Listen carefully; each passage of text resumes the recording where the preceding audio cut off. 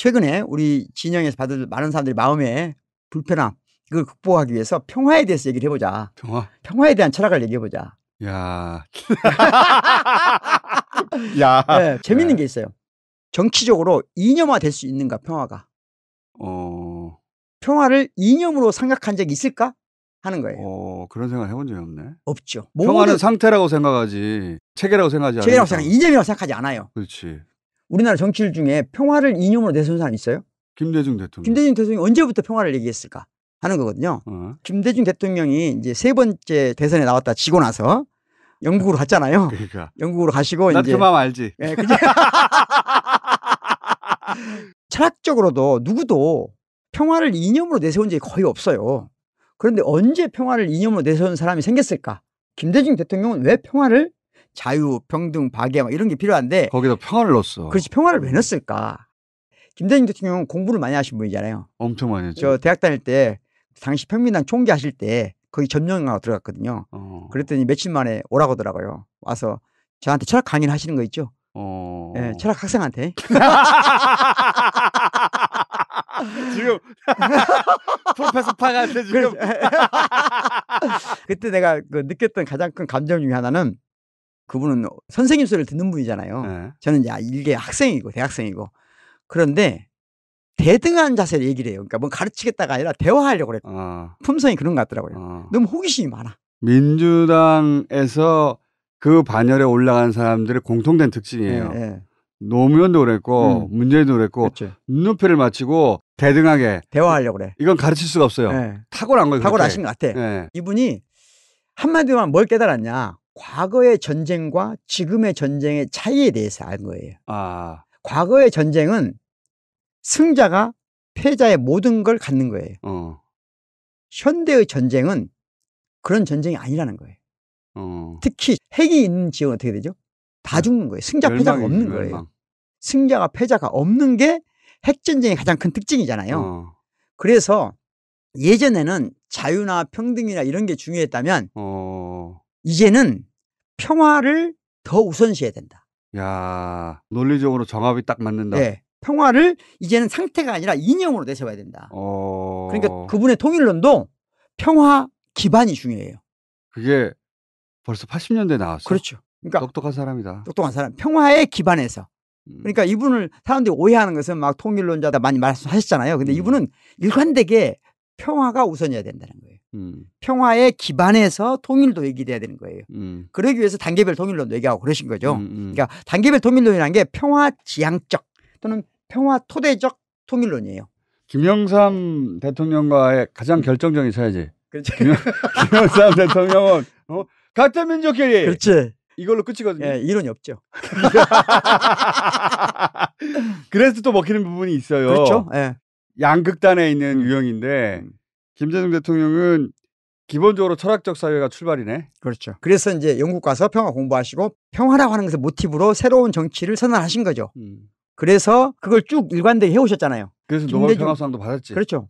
대통령이 노벨 평화상을 받으셨지만 그 전에도 박정희조차도 남북 간의 평화를 지향한 건 사실이에요. 그렇지. 7사를 선언했잖아. 네. 박정희, 노태우, 전두환은 저는 살인마기 때문에 얘기할 필요가 없고 이명박, 박근혜까지 김대중, 노무현, 문재인 이 이어온 평화의 역사가 있단 말이에요. 있죠. 그리고 그 중심에는 김대중 대통령이 DJ가 철학적 기반이 명확하고 평화에 기초한 통일 이런 지향성을 명확히 가진 정치인이에요. 첫 번째 정치인이네. 그렇죠. 지금 이 시점이 정반대로 가고 있잖아요. 지금. 완전 반대죠. 완전 반대로 가고 있잖아요. 네. 그러니까 이건 보수 진보가 아니라는 거죠. 대한민국의 큰 흐름, 세계사적 흐름하고 반대되는 거거든요. 정치를 하는 사람들 치고 평화를 이념하는 사람이 별로 없어요. 왜냐하면 정치인들은 대개 어떤 경향이 있죠? 정의를 지향한다고 생각해요. 그런데 눈 깜빡하면 피곤한데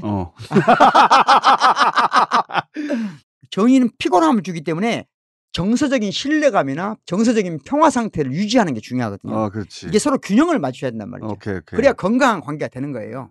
정치적으로만 설명하면 이쪽을 평화나 신뢰라고 말하지 않고 연대라고 표현해요. 연대만 얘기하면 우리 편끼리만 세거든요. 상대편하고 연대하는 건 아니잖아요. 네. 좀 더 큰 개념으로 정의에 맞는 개념은 평화가 맞다 하는 거예요. 우리 편끼리는 연대가 맞아요. 네. 국제 무대에서는 정의와 연대라는 말이 서로 안 맞단 말이에요. 이런 의식을 누가 했겠냐고요. 정치 지도자 중에서. 우리나라에서는 그 정도 반열에 올라서 자기 정치를 한 사람은 DJ밖에 없어요, 사실은. 그러면 이런 이론이 있나 하는 거지.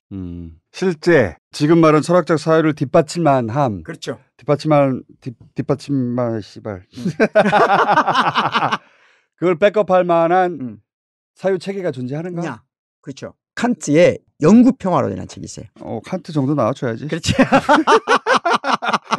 영구평화론. 1795년도에 쓴 논문이에요. 영구평화론 들어봤어요? 유엔을 만들게 된 정신적 기초예요. 철학적 기초예요. 영구평화론? 네, 칸트란 철학자는 많이 없다. 칸트란 철학자는 많이 공부했잖아요. 그래서 이제 영구평화론 관련된 오늘 공부를 좀 하고 싶은데요. 그 역사를 보면 세계적인 평화 그러면 전부에 떠오르는 말이 뭐예요? 팍스 로마니아. 그렇지. 로마의 지배에 의하여 평화가 유지되는 거 아니에요? 이건 팍스 또는 로마니아. 팍스 브리테니카. 하나의 중심 국가에 의해서 주변 국가를 통제하고 전쟁을 방지하는 것. 제국의 질서지 이건. 제국의 질서에 의해서 이런 거. 지금도 그 싸움이라고 보잖아요, 사람들이. 지금도 미국의 질서가 그렇죠. 유지되느냐 넘어가느냐의 싸움인 거 아니에요, 지금은. 그러면 우리 정부는 팍스 아메리카와 팍스 중국 간의 대결, 여기서 더 좀 심센편에 쓰자. 그렇지. 그럼 이것은 자유의 증진을 위한 건가 아니면 자유하고 반대되는 행동인가 하는 것에 대해서 칸트가 명확하게 표현을 해놨네. 특정 국가를 중심으로 세계 평화를 지향하는 것은 반자유주의적이다. 그래. 자유를 억누르는 평화다. 그렇지. 그래서 이건 절대로 정당화될 수 없다. 그렇지. 제국의 시민들은 자유롭지만 제국 이의 모든 국가의 시민들은 제국을 따라야 하잖아. 그렇죠. 미국이 원하는 대로 해줘야 되는 거 아니야, 지금. 우리도. 그렇지. 그래서 자유의 묘지라고 표현했어요. 그것을. 자유의 묘지다. 칸트는 그 표현을 잘 만들어내. 그 부분을 내가 한번 좀 읽어드릴게요. 아주 유명한 대목이니까. 모든 국가가 갈망하는 바는 이런 식으로 자신이 가능한 한 전 세계를 지배하는 지속적인 평화 상태로 이행하는 것이다. 그러니까 모든 나라가 자기가 중심이 된 평화, 이걸 지향한다. 그런데 자연은, 이 사람 자연이라는 것은 신이라고 생각해도 되고, 뭐 우리가 정당화된 것은 이렇게 생각해도 돼요. 자연은 이와는 다르게 의욕한다. 자연은 언어와 종교들의 상위성이라는 두 수단을 이용하여 민족들이 서로 섞이는 것을 막고 이들을 분리시킨다. 언어와 종교들의 상위성은 서로 상대방을 증오하는 성벽과 전쟁의 구실을 동반하기도 하지만 그럼에도 문화가 성장해가고 인간이 원리에 있어서 보다 큰 일치로 점진적으로 접근해 감으로써 평화에 대한 동의를 이끌어낸다. 그러니까 서로 다른 문화와 서로 다른 언어와 서로 다른 종교가 분쟁이 되기도 하지만 그 각자의 존중하는 것이 진정한 평화다 이 말이에요. 그것이 함께 어우러지는 게 평화지 하나가 하나를 지배하는 게 아니다. 맞는 말이지. 팍스 아메리카는 그러니까 한 나라의 중심 국가를 둔 이 평화는 자유의 묘지에 해당되며 그 전제에서처럼 모든 힘들의 약화에 의한 것이 아니라 모든 힘들의 활기찬 경쟁 속에서 균형에 의해 만들어지고 보장되어야만 한다. 평화라, 진정한 평화란 하나의 힘을 중심으로 모인 건 평화가 아니고 자유의 상실이고 자유의 묘지고 궁극적으로는 평화도 아니다는 거지. 그거는 조폭의 세계지. 두목과 똘마니가 있는 거 아니야. 그것을 1795년도에 이론적으로 정당화한 논문이에요, 이게. 팍스 아메리카나 이건 조폭과 똘마니의 세계고 그렇죠. 윤석열은 똘마니를 자처한 거지. 그렇지. 그 자유의 묘지에 지금 가고 있는 거야. 그것이 자유의 묘지라고 칸트가 말했어. 이 그렇지. 지금 자유의 전사가 아니고 18세기에 말했다고. 자유의 전사가 아니고 자유의 전사는 맞아. 자유가 전사였어. 모든 철학자들은 자유를 가장 소중한 이념으로 보거든요. 칸트 같은 사람도 자유에 이르는 건 대가인데 그분이 지금 특정 국가를 중심으로 하는 세계 평화 질서는 자유의 묘지다. 자유의 전사를 자처하면 자유가 전사한다. 그렇지. 약간 아재 개그네. 그래서 이제 유명한 책이 두 권 있는데 관련해서 칸트는